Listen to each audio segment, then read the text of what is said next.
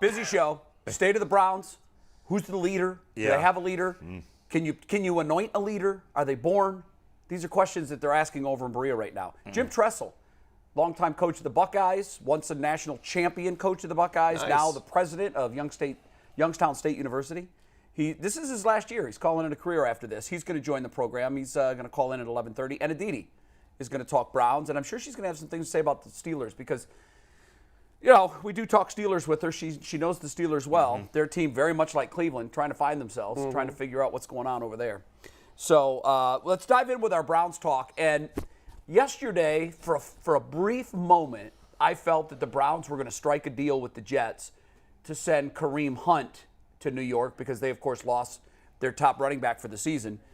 Didn't happen. They instead gave a 6th-round pick. I think it's conditional. It could move up to a 5th round if he has 600 yards rushing for James Robinson. Yeah. So he's now a New York Jet. And I was a little disappointed at the price. I think Kareem Hunt is a better back. Right. I'm guessing that the Browns had conversations with the Jets, which is probably why they confirmed publicly that Kareem Hunt is on the trading block. When you're working a deal with New York, you're not going to keep it a secret. Someone in the media is going to find out. So they at least came out and said, oh, by the way, yeah, we are officially shopping Kareem Hunt. Should they do that deal? Should they move Kareem Hunt? Or is it possible that he becomes a piece later this year for a playoff push? You tell me, Garrett. Start with me. See, he's given up on the season. Yeah. So I'm thinking you're gonna sell him. Well, before I tell you, I will say it's kind of demoralizing because I'm a person who I love pieces, I love parts, I love talent, and a lot of coaches say you can never have enough talent, but I'm starting to figure that out. Like throughout all sports, right? If you got a big 4 or a big 3. It's very difficult for coaches to get one of those guys involved. It's always going to turn into more like a 2 and a possible. That third wheel is not going to be what he was anywhere else. And that goes for basketball. And for football, you look at it right now, you got Dearness Johnson, you got Kareem Hunt, you got Nick Chubb. I would have never. You got Jerome Ford. You got Jerome Ford. You drafted a guy. So you got 4 running backs. The one running back you got is the best in the league. And people say he's not getting the ball enough. But with Kareem Hunt, it's like you would have thought he would have been a more vocal part of this offense and we saw the first game against the Panthers. We were like, hey, this is what we've been asking for. This is it. And then slowly but surely it dwindled down.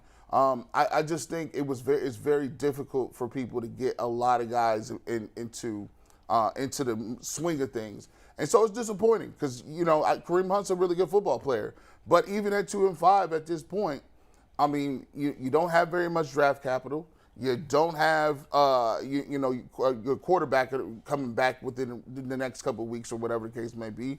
And so you sit here and you say, I need to get better at some places because for me, I'm starting to look around and I'm starting to rethink how good I thought players were because I don't think Delpit and John Johnson are some sort of game breakers. They can be replaceable in their back end. You need defensive tackles. Your linebackers are looking like they're not very good. So now you want other pieces or draft capital? You need draft capital to get some other pieces. They need to do both. So yeah, okay. So you're not saying get those other pieces in this year. You want picks. Yeah, you got.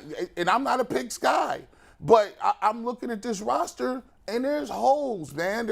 And we didn't think about it because we thought it was top 5. Not only is it not top 5, I came to this conclusion by just watching the Bears last night.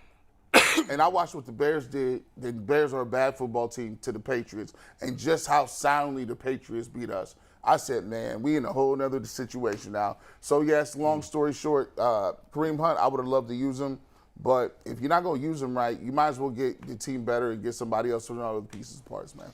I would say, first of all, on the Bears thing real quick, everybody's bringing up the Bears as an indication of how bad the Browns are, and there's no debating the Browns have been bad. However, oddly enough, Bill Belichick defenses have struggled against running quarterbacks, even guys that aren't great. That's true. And I was reading, somebody sent me this thing that said the reason his teams have often struggled with running quarterbacks is because his defense, he builds his defense not on athletic ability, but on cerebral, really smart players that are always in the right place in the right time. So if you have a quarterback where the play breaks down and he just runs, that his players on defense are not athletic enough to deal with that sometimes, and that's been an issue. Nick Saban has had the same problem at times with athletic quarterbacks. In terms of Kareem Hunt, Jay, to me,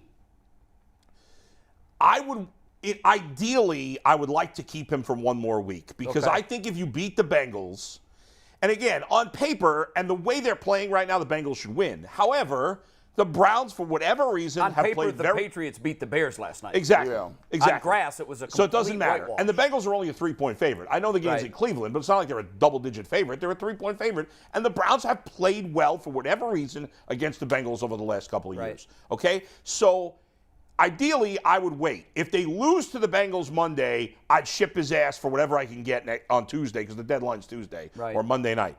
However, if I got blown away with an offer this week... when is the deadline? I believe it's next Tuesday. November 1st, right? Yeah, but my question there, is it midnight? No, October I think 31st? it's like 4 p.m. Because that would be a problem. ESPN special on the deadline starts at 3 o'clock. Right. So On November 1st. On on that so Tuesday. It's probably close of business then on the 1st. It's close of business Right. on Tuesday. Okay. Correct. So there is time on Tuesday, and but so I would wait. But if they got an offer anything close to what the Niners got from McCaffrey, what the Panthers got from McCaffrey, Yeah, that was a haul. I would do it. Now, do I think they're going to get as much? No.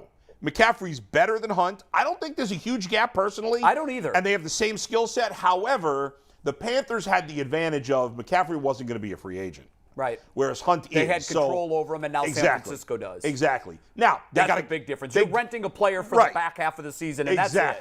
And I don't think they're going to get much more than a third or fourth. Right, but you got to get more than you got. I'm not trading for a 6th-round pick. No. What's the point of doing No, that? keep 'em. So if I could get maybe a 3 out of 4, Wow.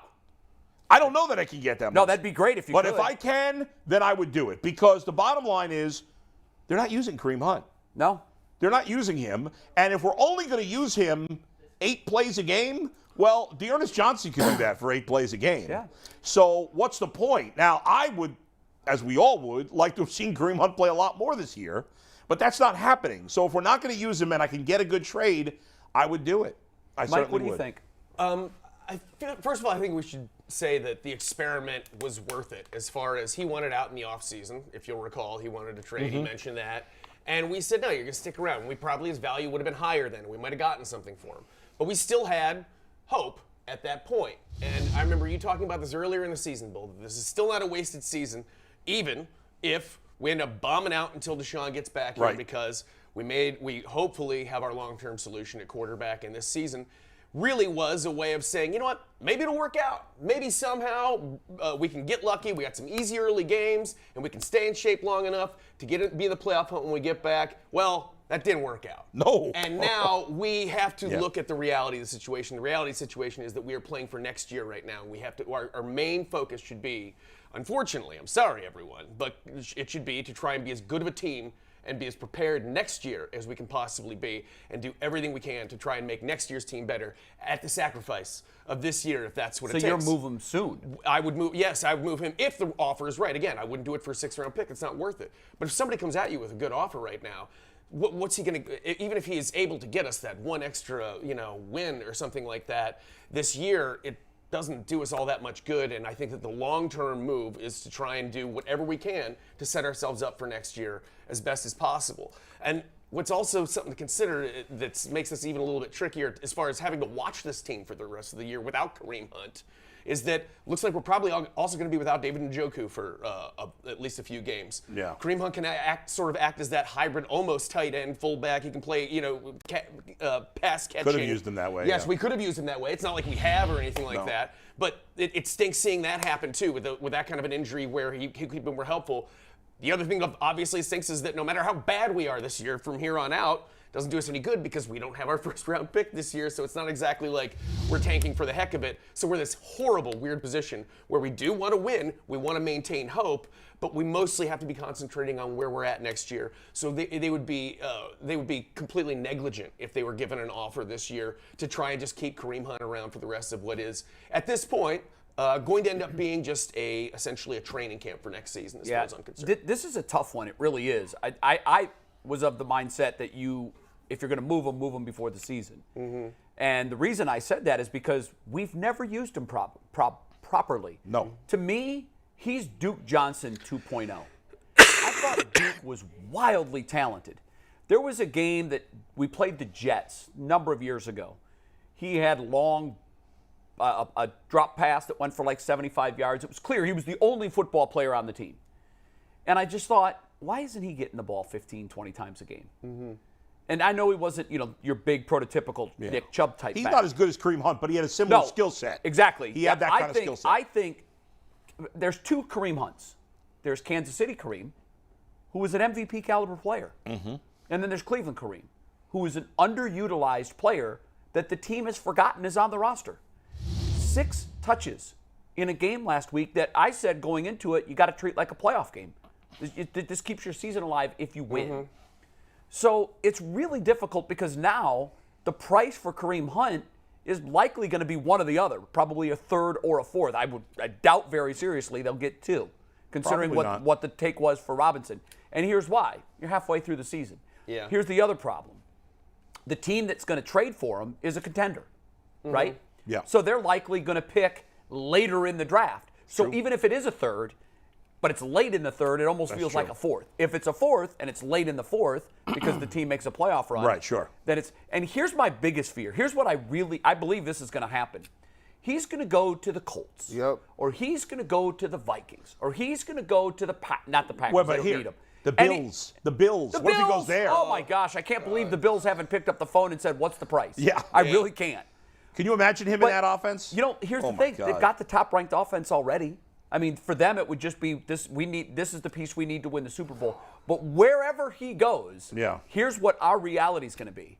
We'll watch him in January tap dance on NFL defenses, and we're going to say, "We had that guy, and he was getting 6 touches a game." What? I mean, who? Guys, I see 3 teams like where he makes a lot of situation. sense. I see 3 teams where he makes a lot of sense: the Bills, the Rams, and the Cardinals. None of those teams. Those teams all have pedestrian running backs. You know what, Bull? The team that I said, you kept saying, well, who's going to trade for him? Who's going to trade for him? Right. When we were having this discussion I remember. before the season, and I said, trade him. Yeah. I said the Tampa Bay Buccaneers because they don't have a running back. And when you look at what's happened to Tampa Bay, Leonard Fournette is not Leonard Fournette. Mm-hmm. And when you watch Tampa Bay, what you realize is Tom Brady is stoppable in the way that Nick Chubb is stoppable if you know that he's going to be the horse. Mm-hmm. And he wasn't stoppable early in his career, but he's later. It's in the twilight of his career. And he's had some availability issues with his receivers. He's got great receivers. I think if you put Kareem Hunt in the Buccaneers offense, all of a sudden Tom Brady would look like Tom Brady again, and I believe the Buccaneers could still make the play. They're in a bad division. Yeah, I think they could win the division. I mean, Fournette hasn't been that bad this year. He hasn't been Leonard Fournette. He hasn't been he hasn't been great, but maybe we were talking about trading a top receiver for him, which I was saying team weren't going to do. Not that teams wouldn't be interested in him at all. Right. Well, no, At the time, our debate was debate was, you said, who's going to trade for Kareem Hunt? Who's going to trade him? No. I said, who's going to give up a number 1 receiver for him? My answer was, right. The Buccaneers have receivers. Right, but I don't think they would have given up those guys. But I don't know. For a Kareem Hunt, I don't know. I think, honestly, and I made the mistake of drafting Evans and Godwin in my fantasy league. Like, I knew what I was doing at the time. I talked myself into Brady was going to throw for 5,000 yards, and that those have to go somewhere, so I took both. I think that they almost had, like, one of those guys would do with a top flight running back. But they seem to be a real big mess right now. They are a mess. They're like us. Can I ask y'all a question? Please. Man, it's tough for me to talk about the Browns in the last week or so. I just don't have. Yeah, you've been off. You have a terrible job right now. It's funny that you say that, G. Sorry to cut you off, but I just want to respond to what you said. Because when I recorded my podcast this morning, I was planning on talking about the Browns and the Cavs. Right. I was planning on talking mostly about the Browns and then doing a little Cavs at the end. And I was planning on starting with the Browns. And as I started the podcast, I literally said, I was going to start with the Browns, but they're so depressing. I'm going to talk about the Cavs for a while. And I ended up talking about the Cavs for like 18 minutes. That loss just it took half my soul, bro. I'm like, dog. Can you explain to some of the fans, right? Yeah. So if you got Kareem Hunt and the fans are sitting there looking at it knowing that what he's capable of, but then the organization is telling you, well, it's not that he's not good. We're just not doing anything. We don't want to use. They're telling us he's not good by how much they use him. How can Yeah. you sell that to a fan? It to me, the only thing that makes sense, and I don't think this is the case, maybe it'll be proven out down the line, is, it's like I just assume that the Kansas City Kareem Hunt is still there. Because outside of this year, when they have used him, he hasn't been as effective this year, but he hasn't had many chances, especially the last couple of weeks. But like every other year that he's been here, when he's been used, he's been highly effective. So I assume that Kansas City Hunt is there. I wonder if they think he's not that same kind of player anymore. It's the only thing I can think of as to why you would use lost him. in the play sheet. I do. I think what happens with the Browns and their play calling is they come into the game with the best intentions. They prove it on the first drive every week. They give it to Chubb. They give it to Chubb. They move the ball. They score the touchdown. Then they do the play fake deep throw, and all of a sudden Stefanski's like, whoa, maybe we got something in the back end of this secondary. Let's try chipping away at that. And then he's lost. And then where's Chubb? Where's Hunt? They disappear for quarters at a time. Interesting real question. Do you think the seemingly incompetence of the Browns coaching staff and their inability to utilize Kareem Hunt actually helps his trade value? Because other teams say he might really be good, but the Browns are so stupid that they don't. If we use them properly, so does our incompetence help his trade value? I think so. I don't think that the Browns are incompetent. I think they've made a mistake here. I think incompetence is a little strong, in my opinion. Well, as it pertains to the use of the running backs. I think they've used him poorly, and I think there are clearly, I agree with Jay and what you just said, there are teams that he's going to be their primary back. If he went to even Tampa Bay, I mean, Fournette's been fine, but Hunt's better. Certainly in Buffalo, certainly in Arizona, certainly in the Rams, he's their best back. And they have creative offensive play call. I don't know about Arizona in terms of creative, but certainly the Rams and the Chiefs and the Bills have very good play. Even the Chiefs, he could go back there too. He could, but I think that Solaire's been fine. I mean, I don't think he's the problem, right? Edward Solaire.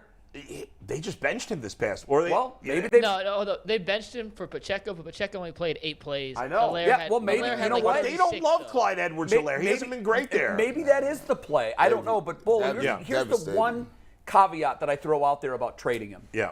I always look at what Vegas is saying and doing, always, because they're right. They're building, marble castles with our money because we're wrong, and they're right. And the fact that they have the Browns only a 3-point dog.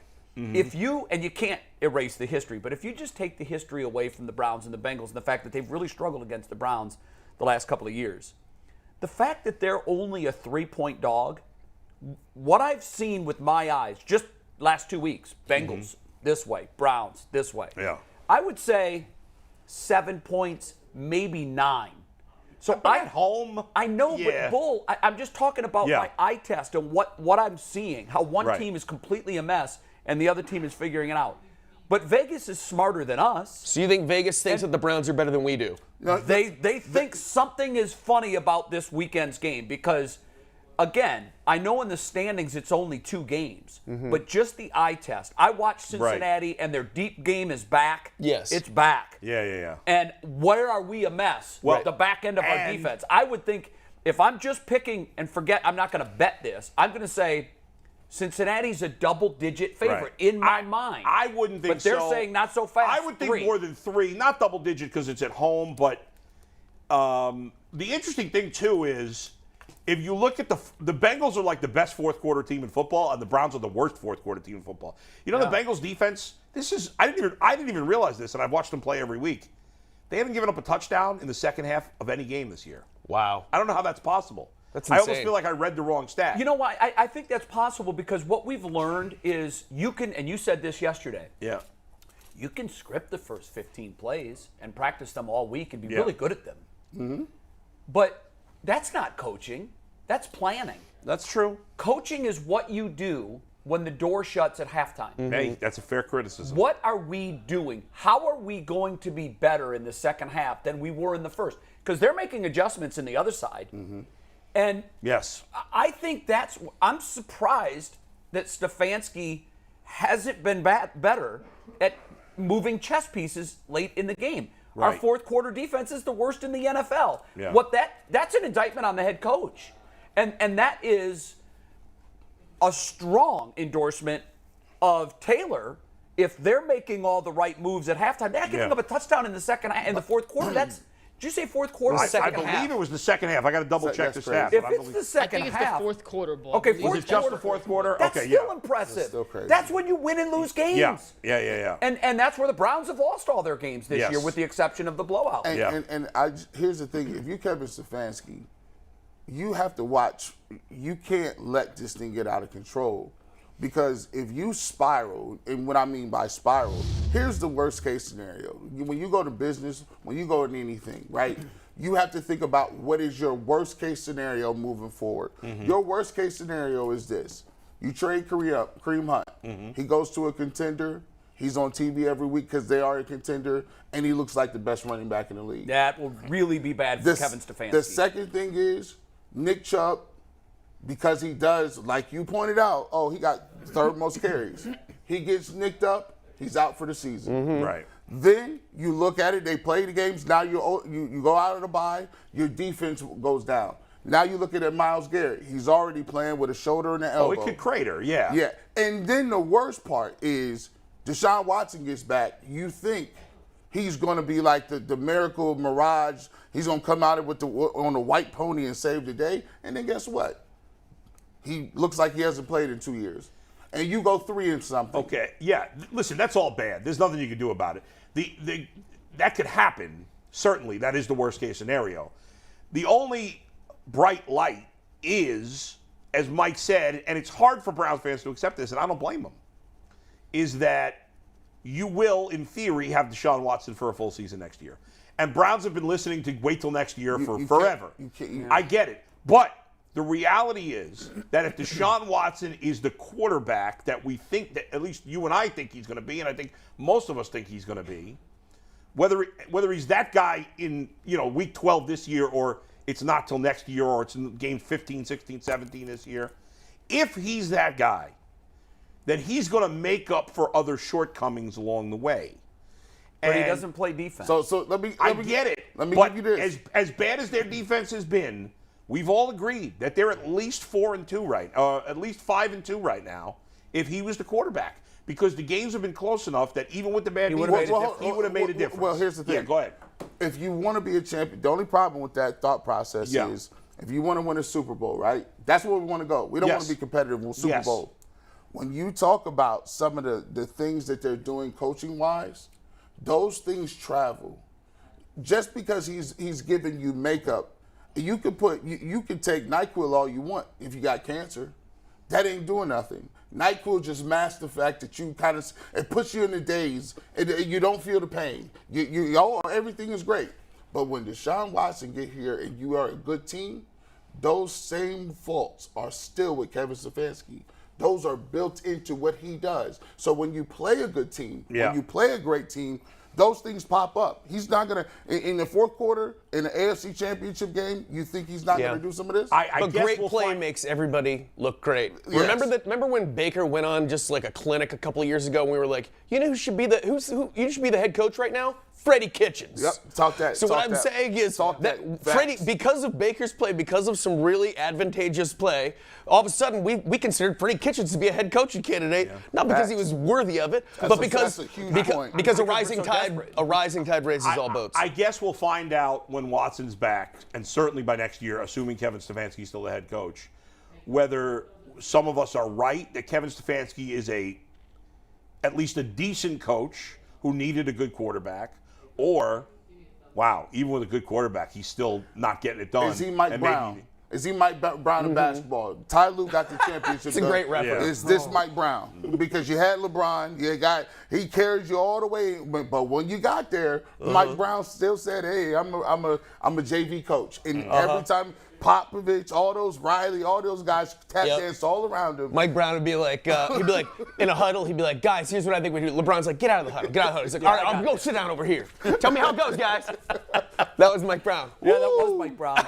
I don't know. I'm not sure. The one thing that I will say that you're going to get less for him if you trade him next week. You'll get even less, as the weeks go on. This is the last week after this week. It's the last week they could trade him. Yeah. The other thing that I want to find out who is Jerome Ford. I want to find out about Dearness Johnson, because if you don't have Hunt, one of those two guys has to be Hunt. And Right. if you're Yeah. 2-6 and the season is over, then you can start to find out which of those two guys is the guy you want to keep moving forward. Yeah. And one other Right. thing before we bring in Jim Tressel. It's beyond me. I'll never understand it. We've complained about it so much, we've actually stopped complaining about it because we've complained about it so often. If I'm going into a fight with 11 people and I can get 11 people on my side to go fight them, I'm going to find the best 11 that I can find, and I'm going to say, now we got a chance. Mm-hmm. Especially if I have Mike Tyson on my team. I can't just rely on Mike to swing and punch and knock everybody out because Mike's going to get a lot of attention. So I'm going to go find an Evander Holyfield. I'm going to find somebody else. And he's going to be in my 11. And as Mike is drawing attention, Holyfield's just picking guys off. Right.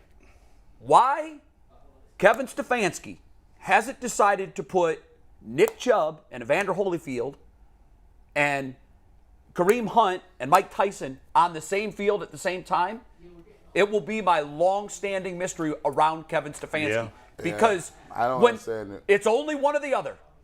On a handful of plays this year, we've had both, And and the plays have been successful. They've gotten first downs. Because the they've got defense is like, touchdowns. we gotta pay attention to him, Yep. and we gotta pay attention to him. I agree with that. We do defenses a favor when we Yeah. just put one of them on the I field. agree with it. Although I'm thinking about it, like the other teams that have two good backs, right? Like Dallas has got Zeke and Pollard.